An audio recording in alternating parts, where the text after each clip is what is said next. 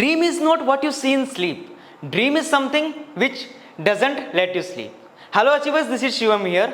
Last lecture में हमने electric field lines की सारी प्रॉपर्टीज करके देख ली थी, उसको कुछ क्वेश्चंस भी हमने करके देखे थे। आज के लेक्चर में हम पढ़ेंगे graph between electric field and x axis, कैसे इलेक्ट्रिक फील्ड वेरी करती है एक्स के साथ।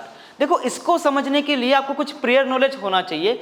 जहां हमने पढ़ा था कि अगर मेरे दोनों चार्ज सेम नेचर के हैं, दोनों चार्ज यहाँ पर सेम नेचर के रखे हुए हैं, तो इलेक्ट्रिक फील्ड कहीं ना कहीं बीच में जीरो होगी। और अगर मेरे दोनों चार्ज अपोजिट नेचर के हैं तो इलेक्ट्रिक फील्ड कहीं ना कहीं बाहर जीरो होगी, और उस वाले चार्ज के पास जीरो होगी जिसका मैग्नीट्यूड छोटा होगा। तो ये पहले से हमने सब कुछ पढ़ के रखा हुआ है, जो आप पहले की वीडियो में जाकर भी वापस देख सकते हो। तो आज शुरू करते हैं इसके लिए सेम नेचर की। सबसे पहले हम बात किसके बारे में करेंगे? सेम नेचर के लिए, कि अगर दोनों चार्ज मेरे पास सेम नेचर के हो तब इलेक्ट्रिक फील्ड किस तरीके से वेरी करती है। तो देखो, यहां पर सेम नेचर के चार्ज मुझे गिवन है, तो यहां पर इसको हम कुछ एक्सिस की तरह इस तरह से बना देते हैं। ये हमारी एक्सिस हो गई, ठीक है। अब यहां बताओ मुझे कि इलेक्ट्रिक फील्ड का फॉर्मूला क्या होता है। Basically E is equal to होता है KQ/R²। और ये भी हम जानते हैं कि इलेक्ट्रिक फील्ड कहीं ना कहीं बीच में जीरो होगी। यहां मान लेते हैं कि इलेक्ट्रिक फील्ड क्या हो गई? जीरो हो गई, ठीक है।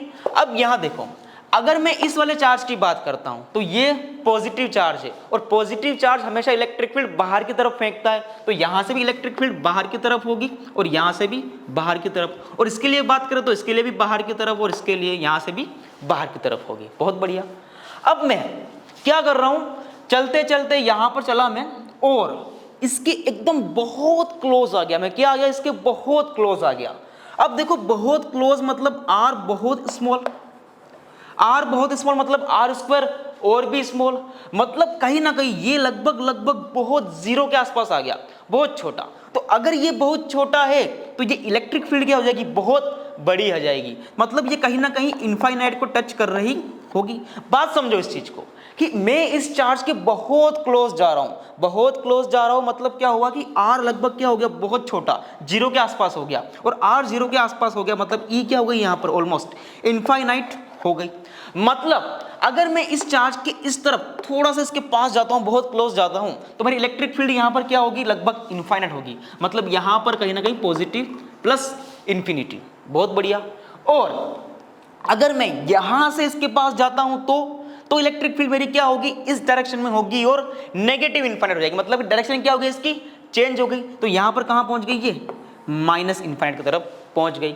अब देखते हैं, अगर ये R बहुत ज्यादा हो जाए, मतलब हम इस चार्ज से मान लेते हैं इनफाइनाइट चले गए, तो इनफाइनाइट पर ये अगर R इनफाइनाइट हो जाएगा, अगर मेरा R कितना हो गया? इनफाइनाइट, तो मेरी E कितनी हो गई? जीरो।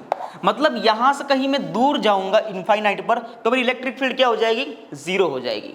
मतलब यहां पर हम ग्राफ इस तरीके से खींच सकते हैं, ये कि इसके बहुत क्लोज हूं इस साइड से, तो इलेक्ट्रिक फील्ड उल्टी डायरेक्शन में कहां जा रही है? इनफाइनाइट की तरफ जा रही है। और दूर जाता जाऊंगा तो कहीं ना कहीं जाके क्या हो जाएगी? इसकी वैल्यू यहां पर जीरो हो जाएगी। तो एक पोर्शन कंप्लीट हुआ यहां पर। अब यहां की बात करते हैं। इस चार्ज की बात करें तो इस चार्ज में देखो, अगर मैं यहां से बात करता हूं, इसके बहुत क्लोज आता हूं, तो इलेक्ट्रिक फील्ड कहां होगी? नेगेटिव इनफाइनाइट में। फिर से बिल्कुल सेम केस हो जाएगा इसके जैसे ही, नेगेटिव इनफाइनाइट की तरफ होगी। और दूर जाऊंगा तो क्या हो जाएगी? बिल्कुल यहां पर जीरो हो जाएगी कहीं यहां पर।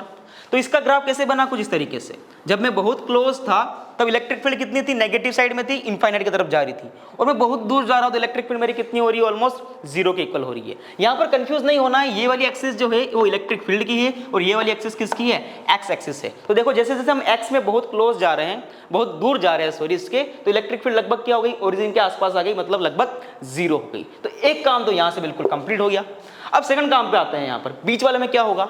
यहां पर हमें पता है कि इलेक्ट्रिक फील्ड क्या हो रही है? जीरो हो रही है। इसका मतलब यहां देखो, यहां से हमने स्टार्ट किया और यहां इलेक्ट्रिक फील्ड जीरो हुई, और यहां पर देखो, इसके पास जब जाएंगे तो इलेक्ट्रिक फील्ड किस डायरेक्शन में होगी? यहां पर, यानी पॉजिटिव साइड में होगी। मतलब कहीं ना कहीं नेगेटिव साइड में। यहां पर कौन सी डायरेक्शन है? नेगेटिव साइड में होगी। तो इलेक्ट्रिक फील्ड कहां हो जाएगी? यहां पर नेगेटिव साइड में।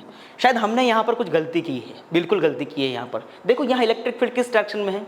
पॉजिटिव डायरेक्शन में। तो आपको गलती पहचानने भी आनी चाहिए। मैं भी गलती यहाँ पर कर सकता हूँ, मैं भी एक इंसान हूँ। तो यहाँ पर पॉजिटिव डायरेक्शन में इलेक्ट्रिक फील्ड यहाँ पर जा रही है। तो ये वाला ग्राफ यहाँ नहीं बनने वाला, ये वाला ग्राफ कहाँ बनेगा? ऊपर बनेगा। कि पॉजिटिव डायरेक्शन से कहाँ गई है? जीरो की तरफ बढ़ रही है, और यहाँ क्या है इलेक्ट्रिक फील्ड नेगेटिव है, तो यहाँ कहीं क्या होगी ये नेगेटिव होगी। तो देखो इसका ग्राफ किस तरीके से बनेगा। सबसे पहले यहाँ पर वैल्यू इनफाइनाइट थी, उसके बाद यहाँ पर वैल्यू क्या हुई 0 हुई। अब 0 के बाद फिर से क्या होगी इसकी वैल्यू इस तरीके से जाएगी, और यहाँ पर कहीं ना कहीं ये फिर से इनफाइनाइट की तरफ बढ़ जाएगी। तो इस तरीके से इसका ग्राफ बन के हमारे पास आ गया। नेक्स्ट हम देखेंगे कि किस तरीके से यहाँ पर चार्ज की अगर नेचर चेंज हो जाए, अगर एक प्लस हो दूसरा माइनस हो, तो किस तरीके से इसका ग्राफ बन के आएगा। नेक्स्ट हम देखते हैं यहाँ पर अपोजिट नेचर वाले चार्ज के लिए। यहाँ मान लेते हैं कि +4 क्यों रखा हुआ और यहाँ पर माइनस क्यों रखा हुआ, ये पॉजिटिव और ये नेगेटिव है। अगर चार्ज अपोजिट हो तो इलेक्ट्रिक फील्ड कहीं आउटसाइड 0 होती है और उसके पास 0 होती है जो कहाँ हो, लोअर इन मैग्नीट्यूड हो। तो मतलब यहाँ पर ये Q है और यहाँ पर मैग्नीट्यूड में 4Q है, तो इसके पास कहीं ना कहीं इलेक्ट्रिक फील्ड क्या होगी मेरी, इस पॉइंट पर इलेक्ट्रिक फील्ड 0 हो जाएगी। ये बात हमें यहाँ पर समझ में आती है क्योंकि हमने पहले ही सब कुछ पढ़ा हुआ है। अब बात करते हैं फिर से यहाँ पर वही बात कि अगर मैं इसके बहुत क्लोज हूँगा, सबसे पहली बात करते हैं डायरेक्शन किस तरफ होगी, तो पॉजिटिव है तो इलेक्ट्रिक फील्ड डायरेक्शन किस तरफ होगी, यहाँ पर इस तरफ और यहाँ पर भी इस तरफ। अब इसकी बात करते हैं, ये क्या है नेगेटिव चार्ज है। अब नेगेटिव होगा मतलब क्या होगी, इलेक्ट्रिक फील्ड इसके अंदर इस तरीके से आती हुई दिखाई देगी, क्योंकि हम जानते हैं कि इलेक्ट्रिक फील्ड लाइंस टर्मिनेट कहाँ करती है, नेगेटिव पे, ओरिजिनेट कहाँ होती है, पॉजिटिव पर। बहुत बढ़िया। अब यहाँ पर देखो, अगर मैं इसके यहाँ पर इस डायरेक्शन से पास में जाता हूँ क्लोज में, तो इलेक्ट्रिक फील्ड कहाँ होगी, इस डायरेक्शन में, मतलब कि नेगेटिव इनफाइनाइट में होगी। और जैसे जैसे मैं दूर जाऊंगा वैल्यू क्या हो जाएगी, बिल्कुल इसकी 0 हो जाएगी। मतलब बिल्कुल ये वाला ग्राफ बनेगा हमारा जो हमने पहले ही बनाया था, इस तरीके से ये ग्राफ बन गया। बहुत बढ़िया। अब यहाँ की बात करते हैं। हम एक चीज़ जानते हैं कि इन दोनों के बीच में कहीं भी इलेक्ट्रिक फील्ड 0 नहीं हो सकती। यहाँ पर बात करें तो सिंपली जानते हैं कि पॉजिटिव +Q इन्फिनिट में जाएगी। यहाँ पर देखो, अगर इसके क्लोज जाऊंगा तो इलेक्ट्रिक फील्ड यहाँ होगी, मतलब पॉजिटिव साइड में होगी, तो प्लस इन्फिनिटी। इसकी बात करते हैं, अगर मैं -Q की बात करता हूं तो -Q में इलेक्ट्रिक फील्ड कहाँ है, इस यहाँ पर जाता हूं पास में तो पॉजिटिव साइड में है। मतलब यहाँ से इसके पास जाऊंगा तो इनफाइनाइट हो जाएगी, लेकिन पॉजिटिव साइड में इनफाइनाइट हो जाएगी। बहुत बढ़िया, क्योंकि डायरेक्शन कहाँ पर इसकी पॉजिटिव साइड में है। ये बात हमें समझ में आ गई। तो अब देखो कि दोनों की दोनों कहाँ है, इलेक्ट्रिक फील्ड मैक्सिमम कब है, पॉजिटिव डायरेक्शन में मैक्सिमम है, और बीच में कहीं भी 0 नहीं है। तो इसका ग्राफ कुछ इस तरीके से बनेगा। बीच में कहीं भी 0 नहीं लेना है और सिंपली कहाँ जा रही है, इनफाइनाइट की तरफ जा रही है। कुछ इस तरीके से ये होगा, बिल्कुल स्ट्रेट ये इस तरीके से ग्राफ बनता हुआ दिखाई देगा। अब बात करते हैं उस वाले के पोर्शन की। तो एक चीज हम जानते हैं कि अगर मैं इसके बहुत क्लोज होऊंगा इस साइड में, तो डायरेक्शन कहाँ होगी, नेगेटिव साइड में होगी। मतलब यहाँ माइनस इनफाइनाइट तो पक्का है। लेकिन यहाँ पर देखो, अब यहाँ पर क्या हो रहा है कि इलेक्ट्रिक फील्ड 0 हो रही है और इनफाइनाइट पर भी इलेक्ट्रिक फील्ड क्या होगी, 0 होगी। मतलब कहीं ना कहीं बीच में क्या होगा, कोई मैक्सिमम वैल्यू आई होगी। तो इसको किस तरीके से बनाएंगे, सबसे पहले यहाँ पर इस तरीके से ये गया, इलेक्ट्रिक फील्ड क्या हुई, यहाँ पर 0 हुई। उसके बाद इसका कहीं ना कहीं क्या आया, एक मैक्सिमा आया, और फिर से वापस क्या होगी वैल्यू इसकी, इस तरीके से इनफाइनाइट पर 0 हो गई। तो यहाँ पर ये ग्राफ भी हमारा कंप्लीट हुआ। इसको हम थोड़ा सा शार्प भी कर सकते हैं इस तरीके से, जैसे कि वहाँ पर बनता हुआ दिखाई दे कि इस तरीके से वैल्यू जाएगी। जैसे यहाँ पर गई, अब यहाँ पर भी इलेक्ट्रिक फील्ड 0 है और इनफाइनाइट पर भी 0 है, तो कहीं ना कहीं बीच में क्या मान लेते हैं कि मैक्सिमम वैल्यू आई होगी। तो इस तरीके से ग्राफ बनता है किसके लिए, अपोजिट चार्जेस के लिए। आपको एग्जाम में आया तो डायरेक्ट आप याद भी कर सकते हो या फिर समझ भी सकते हो। तो दोनों चीजें क्या है यहाँ पर आसान थी। सबसे पहले हमने किसके लिए देखा, सेम नेचर वाले चार्ज के लिए, देन हमने देखा अपोजिट नेचर वाले चार्ज के लिए। तो शुरू करते हैं यहाँ पर डाइपोल। अब देखो डाइपोल क्या होता है कि dipole is a system of two charge particle placed at some small separation of same in magnitude but opposite in nature। Simple सी बात यह है कि आपके पास दो चार्ज है जिनका मैग्नीट्यूड क्या है, बिल्कुल सेम है, और इनकी नेचर देखे जाए तो क्या है, बिल्कुल अपोजिट है। ये माइनस है तो दूसरा क्या है, प्लस है, और इनको बहुत ही स्मॉल डिस्टेंस पर, बहुत स्मॉल डिस्टेंस पर रखा गया है। तो इस सिस्टम जो बन के यहाँ पर आया उसको क्या बोलते हैं, बेसिकली डाइपोल बोलते हैं। इसको क्या बोलते हैं, हम डाइपोल बोलते हैं। इस डाइपोल को पढ़ने का इंपॉर्टेंस क्या है, क्यों हम इसको पढ़ रहे हैं, सबसे पहले उसकी बात करते हैं।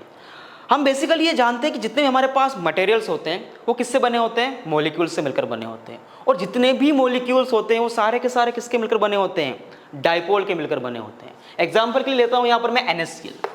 NaCl की बात करता हूँ तो Na में क्या होता है, एक प्लस होता है Na प्लस, दूसरा होता है Cl माइनस। देखो यहाँ पर एक प्लस दूसरा माइनस, यहाँ पर पूरा का पूरा एक डाइपोल बन रहा है। एक और एग्जांपल लेता हूँ मैं H2O का। इसकी स्ट्रक्चर कुछ तरीके से होती है, यहाँ पर ऑक्सीजन 2 माइनस, यहाँ पर H प्लस, यहाँ पर भी H प्लस। यहाँ पर देखो माइनस प्लस, ये भी क्या बन रहा है, एक डाइपोल बन रहा है। माइनस प्लस, यहाँ पर भी एक डाइपोल बन रहा है। मतलब इसमें कितने डाइपोल हो गए, 2 डाइपोल हो गए। मतलब सारे के सारे मॉलिक्यूल्स किसके मिलकर बने होते हैं, डाइपोल के मिलकर बने होते हैं। अब हम डाइपोल के बारे में इतनी स्टडी क्यों कर रहे हैं, उसको समझते हैं। देखो ये बस बेसिकली हो क्या रहा है, अगर मैं इस मटेरियल को या इस मॉलिक्यूल को या इस डाइपोल को इलेक्ट्रिक फील्ड में रखता हूँ तो ये क्या घूमेगा, इसकी पोटेंशियल एनर्जी पर क्या फर्क पड़ेगा, इसकी स्ट्रेंथ पर क्या फर्क पड़ेगा, ये कैसे रोटेट करेगा, इस पर कितना टॉर्क लगेगा। अगर मैं सब कुछ निकाल दूं किसी मॉलिक्यूल के बारे में तो मतलब मैं क्या कर रहा हूँ, बेसिकली मैं एक मटेरियल के बारे में जान रहा हूँ। आज हम जानते हैं कि प्लास्टिक का क्या यूज़ करना है, आयरन का क्या यूज़ करना है, किसकी वजह से कर सकते हैं सब कुछ, हम इनकी वजह से कर पाते हैं। हमें पता है कि अगर हम आयरन लेंगे तभी वो मैग्नेट के साथ चिपकेगा, प्लास्टिक नहीं चिपक सकता। क्यों, क्योंकि हम जानते हैं कि इनकी नेचर क्या है। मतलब हम बेसिकली कर क्या रहे हैं, मटेरियल के बारे में अंदर से जान पाते हैं, जिससे कि हम उसका अच्छे से अच्छे यूज़ कर पाए बेसिकली। तो वही चीज़ होती है कि डाइपोल पढ़ने का रीज़न क्या है कि मटेरियल के बारे में जान पाए। तो अब यहाँ पर शुरू करते हैं इसका नेक्स्ट टॉपिक जो होता है dipole moment. Basically dipole moment होता क्या है, डाइपोल मोमेंट, डाइपोल मोमेंट इसको हम डिनोट करते हैं यहाँ पर P से। किससे डिनोट करते हैं, P से। इसकी वैल्यू बेसिकली होती है P equal to positive charge, क्या बोला मैंने, पॉजिटिव चार्ज इनटू दोनों चार्जेस के बीच की डिस्टेंस। क्या बोला मैंने यहाँ पर, दोनों चार्जेस के बीच की डिस्टेंस। ये क्या होता है, डाइपोल मोमेंट होता है। एक टर्म डिफाइन किया गया डाइपोल में जिसको वेक्टर बनाने के लिए इसका यूज करते हैं, डाइपोल मोमेंट।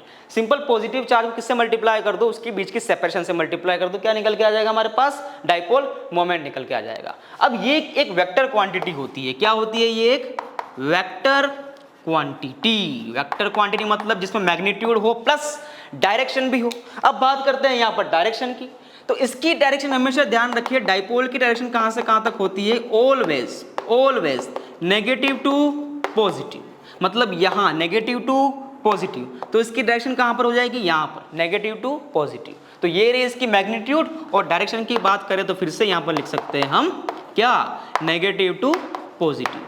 तो यहाँ पर कंप्लीट हुआ डाइपोल क्या होता है और डाइपोल मोमेंट क्या होता है। अब इसके हम कुछ बेसिक क्वेश्चन करके देखेंगे कि किस तरीके से एग्जाम में क्वेश्चन पूछे जाते हैं। यहाँ पर हमें क्वेश्चन गिवन है कि find out the net dipole moment of the system. हमें सिस्टम का क्या निकालना है, नेट डाइपोल मोमेंट निकालना है। अब देखो यहाँ पर -2q चार्ज ओरिजिन पर रखा हुआ है, प्लस q यहाँ पर d डिस्टेंस पर रखा हुआ है, एंड अगेन प्लस q यहाँ पर d डिस्टेंस पर रखा हुआ है। अब देखो यहाँ पर आपको क्या सोचना है, यहाँ पर -2q चार्ज रखा हुआ है। अगर मैं इसको ओनली -q एंड -q में तोड़ दूं तो क्या होगा, तो मेरे पास यहाँ पर 2 -q चार्ज आ गए, एक यहाँ पर -q अगेन -q। तो तुम खुद यहाँ पर देखो मेरे पास 2 डाइपोल बन रहे हैं, +q -q and +q -q। आपका काम तो आसान हो गया। अब तो डाइपोल की डायरेक्शन निकालनी है, वो हमें आती है नेगेटिव टू पॉजिटिव। तो देखो यहाँ पर इस डाइपोल की डाइपोल मोमेंट कहाँ हो जाएगी, इस डायरेक्शन में। इसको P1 मान लेते हैं, नेगेटिव टू